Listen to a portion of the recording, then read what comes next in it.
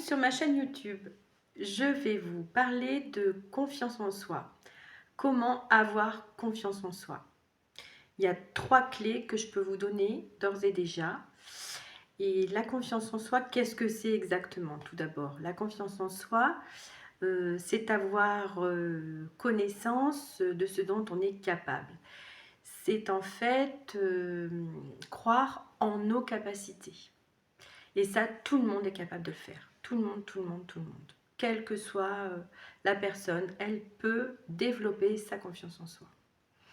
Donc ça prend du temps, c'est sûr que ça ne se fait pas en un jour. Hein. Il y a des personnes qui ont énormément confiance en elles et d'autres pas du tout. Mais tout le monde est capable d'arriver à avoir confiance en soi. Donc ce qu'il faut savoir, c'est que les gens par exemple qui roulent des mécaniques, hein, qui ont tendance à être très à l'aise, et ben en fait, détrompez-vous, souvent ce sont des gens qui n'ont pas confiance en eux, et en fait, ils se donnent un style, ils s'essayent en fait de faire croire qu'ils ont confiance en eux, mais en fait pas du tout.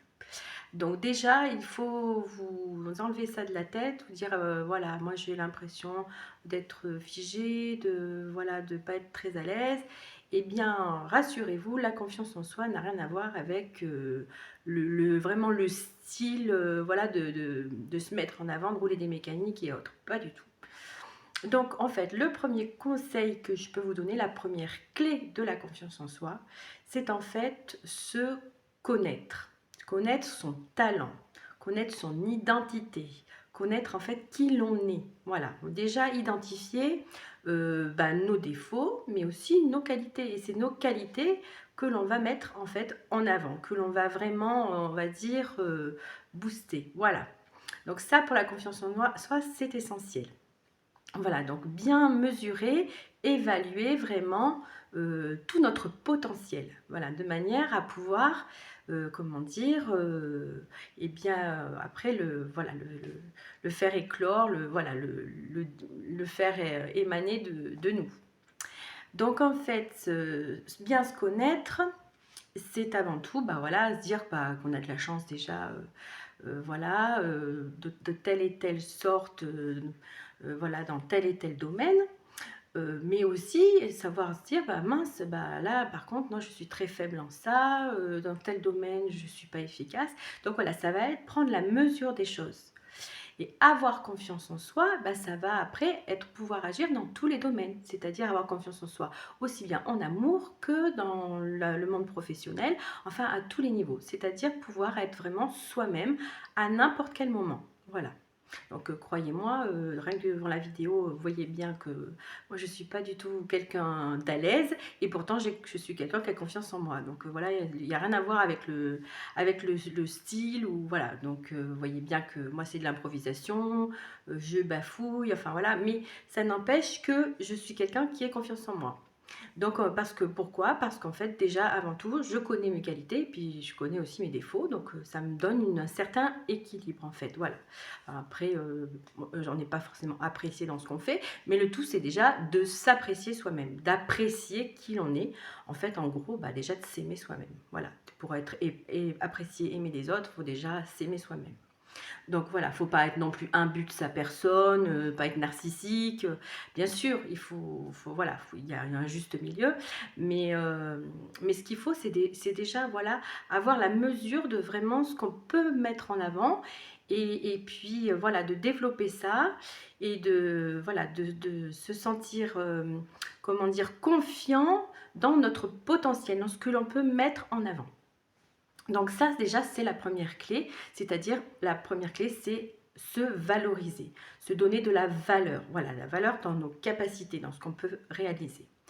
Ensuite, donc, on va dire le deuxième conseil que je peux vous donner, voilà, c'est après de faire un travail sur soi. Alors, c'est facile de dire travailler, voilà, le travail sur soi, c'est pas quelque chose d'évident.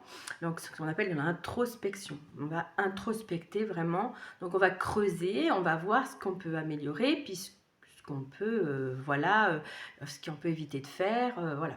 Donc, de manière à pouvoir vraiment réaliser ce qu'on veut faire et pouvoir mettre en avant justement les fameuses qualités que l'on a définies, que l'on avait. Donc, en fait, pour introspecter, qu'est-ce qu'il faut faire? Et bien déjà, il faut comme on a vu qu'on a des faiblesses, qu'on peut aussi, il y a beaucoup de gens qui ont des complexes, donc il faut travailler sur ces complexes, essayer de les gommer. Donc ça peut être des complexes d'ordre physique, bah après voilà, il y a maintenant des tas de solutions qui permettent voilà, d'aller mieux dans notre vie. Alors il y a des solutions qui sont pas très coûteuses et d'autres qui le sont un peu plus. Après voilà, ça dépend quel objectif on a dans la vie. Si vraiment on veut avancer, bah, faut accepter des fois bah, d'aller jusqu'au bout et puis de réaliser voilà, des choses qui font que bah, on va avoir nos complexes qui vont être amoindris. On en a toujours des complexes, tout un chacun peut en avoir, mais c'est vrai que déjà arriver à gommer certains complexes, eh bien en fait, c'est vrai que ça va nous faire gagner en confiance en soi, ça c'est évident. Donc faut pas hésiter, voilà, à, à essayer de faire en sorte voilà, d'amoindrir au maximum les complexes. Alors il y a des gens qui passent par de la chirurgie esthétique, hein, c'est un gros exemple, hein, ça. Mais voilà, après ça peut être améliorer son quotidien par euh, tout simplement pour des fois du maquillage, ça peut être vestimentaire, ça peut être bah, essayer de mincir, ça peut être au contraire des personnes qui veulent prendre du poids, qui sont trop minces. Bah, voilà, donc voilà, déjà on peut essayer aussi au niveau donc physique. Voilà. Donc ça, il y a beaucoup de complexes physiques. Mais il y a aussi des complexes qui sont d'ordre et bah, plutôt émotionnel. Il y a des gens qui se sentent assez timides aussi bien dans leur vie à l'extérieur que dans leur intimité avec leur partenaire. Ce sont donc des personnes qui doivent travailler, donc si elles ont du mal à communiquer, à se mettre en, comment dire, à extérioriser leurs émotions, ces personnes-là, il faut qu'elles arrivent, on va dire, à travailler sur leur communication non verbale. Alors je dis ça, c'est sûr, ça paraît facile, c'est vite dit, ça paraît facile à faire. Effectivement, la communication non verbale, c'est quelque chose qui a une importance majeure dans la vie de tous les jours. Pourquoi? Parce qu'en fait, déjà, sans la parole, les personnes en fait qui nous entourent vont nous percevoir en fonction bah, de notre paraître, de notre attitude. Donc voilà, donc voilà, vous me voyez aujourd'hui, voilà, vous me décrivez, même si je m'arrêtais de parler, déjà avoir ma tête, ma façon de parler, enfin de bouger ou quoi, mais en fait déjà ça vous donne un ordre d'idée, même mon intonation, voilà, sans écouter les paroles que je dis, ça vous donne un ordre d'idée, on va dire, de la personne. Donc ce qu'on appelle c'est la communication non verbale. Voilà, déjà quelque chose que l'on dégage déjà sans parler. Après, effectivement, quelqu'un de timide, eh ben, il va falloir travailler un petit peu sur la manière éventuellement de s'exprimer, pas faire forcément des phrases très longues, mais vraiment, enfin voilà, essayer voilà, de dire les choses de manière concise, et puis voilà, comme ça vous évite de parler trop longtemps si vous êtes timide. Voilà, et des fois c'est tout simple, et puis voilà, ces petits exercices qui font que bah, chacun voilà, peut s'améliorer dans sa communication verbale et non verbale. Alors voilà, bien sûr, c'est un conseil. Ce que je dis, faites ce que je dis, mais faites pas ce que je fais. Vous voyez que je ne suis pas quelqu'un de doué en communication et que je vais faire, je vous promets, des efforts.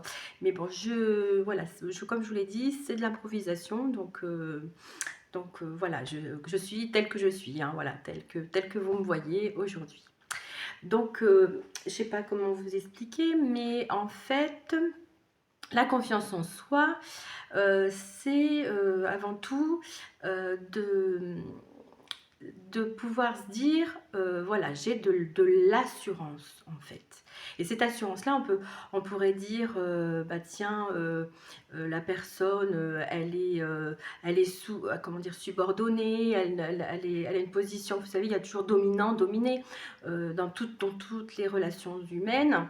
Et en fait, le fait d'avoir confiance en soi, on peut très bien accepter d'être subordonné à une personne, mais d'être très à l'aise dans sa position de subordonné, par exemple par rapport à un hiérarchique, et pouvoir être comment dire, avoir une très bonne collaboration, pouvoir être de très bons conseils par rapport à son hiérarchique, et d'être à l'aise dans ce que l'on fait, parce que justement, on croit en ce que l'on fait, justement. Voilà.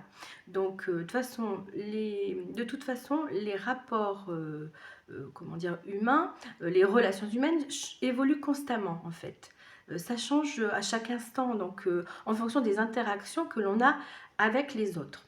Donc ça, voilà, c'est en perpétuelle évolution. Donc en fait, le fait de bien se connaître, c'est-à-dire son identité, son talent, et en premier. En deuxième, voilà, d'avoir bien introspecté, d'avoir bien travaillé sur soi. Donc de savoir comment on peut mettre en avant justement notre potentiel et comment justement échanger avec les autres, avec l'entourage. Voilà, ce sont déjà deux clés majeures, voilà, de la confiance en soi pour avoir justement de l'assurance. Alors, je vais vous parler par exemple de l'exemple de l'oiseau. On dit l'oiseau, il n'a pas peur d'être que la branche casse sur laquelle il est, puisqu'en fait, il croit qu'il a sa capacité de voler parce qu'il a deux ailes. Eh bien, en fait, ce proverbe-là de l'oiseau qui croit en lui parce qu'il est assis, enfin, qu'il est positionné sur une branche et qu'il n'a pas peur qu'elle casse parce qu'il croit en ses ailes, c'est bien beau. Mais on n'est pas tous un oiseau capable de voler de ses propres ailes. On peut être un oiseau ayant son plume, on peut avoir une aile cassée. Dans ce cas-là, ce dicton ne fonctionne absolument pas. Ce qu'il faut savoir, c'est que dans la vie, il faut connaître déjà, on va dire, ses limites. Et en fait, le troisième conseil que je peux vous donner, la troisième clé, c'est l'acceptation. C'est accepter que l'on a justement des faiblesses et bien les connaître, ces faiblesses. Donc comme je vous disais, avant tout, on connaît nos capacités, notre potentiel. Après, effectivement, on sait comment le mettre en avant. Mais il faut aussi connaître tout ce que l'on n'est pas capable de faire. Et en fonction de cela, en fait, l'oiseau qui n'est pas capable de voler, enfin, au lieu de choisir une branche qui risque d'être cassante, qu'est-ce qu'il faut qu'il fasse? Et qu'il choisisse d'ores et déjà une branche très solide. Parce que justement, il ne sera pas en capacité de voler. Et donc, il faut vraiment qu'il choisisse quelque chose de très, très fiable. Il faut donc chercher la stabilité, la fiabilité en priorité. Donc en fait, ce qu'il faut se dire, c'est que notre environnement va pouvoir nous renforcer. Donc l'environnement nous ressource. Et donc si on choisit, si on fait des choix, comment dire, utiles et fiables, bien solides, cela va nous renforcer justement dans notre potentiel et dans notre confiance en soi. Voilà. Donc avant tout, c'est ce qu'il faut se dire, il faut s'assurer, comment dire, une stabilité. Donc ce qu'il faut se dire aussi, c'est qu'il faut faire preuve de résilience. Il faut être capable de réagir constructivement face à l'adversité. Dans la vie, il peut se produire des tas de choses et donc il faut être, comment dire, serein dans notre manière d'appréhender ce qui arrive. Toujours avoir du recul sur les choses et ça, en fait, ça nous aide à avoir confiance en soi, justement. Ça nous permet comment dire, d'être toujours pareil, d'être stable et bien fixe, bien dans nos baskets, quoi, de manière à pouvoir affronter ce qui peut nous arriver. Voilà, donc des choses bonnes comme des choses mauvaises, il faut être capable d'adaptation, il faut être capable de rebondir, il faut être capable de se réinventer. Donc tout ceci, en fait, ça veut dire qu'il faut être capable, voilà.